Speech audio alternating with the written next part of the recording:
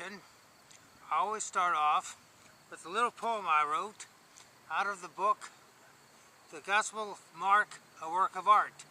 It's poetry I wrote a couple years ago based on the book of Mark. So let's see what we have for today's reading. I just pick at random. Here's chapter 6.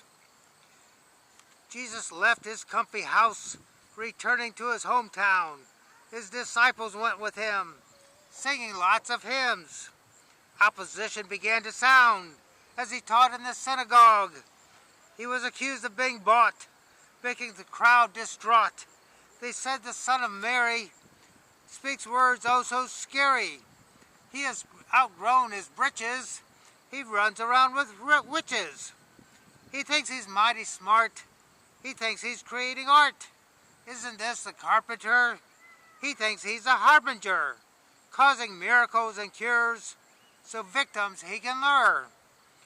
His family lives among us. His mother we can trust. Frustrated, Jesus replied, "Look at prophets who have died. They received a lot of hate from those without true faith. Their families rejected them, but they were sparkling gems.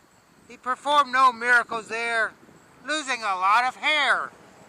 But he still healed a few sick before leaving town, oh so quick."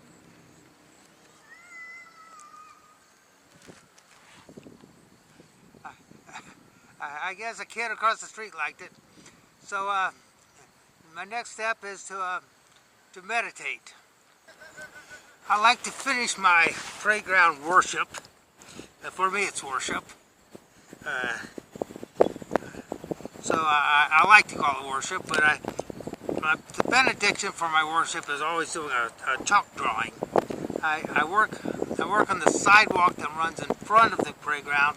I don't do it on the playground sidewalk, that's sacred, but the sidewalk where everybody walks in front of the playground, that's profane, that's public. So I work in the public space when I come down here. It's not sacred ground, and so it's very important to separate the sacred from the profane, and so that's what I'm doing here. And so I like to do smiley faces. I just do a quick one here. Yellow shows up the best. I don't know why. I got 5 different colors.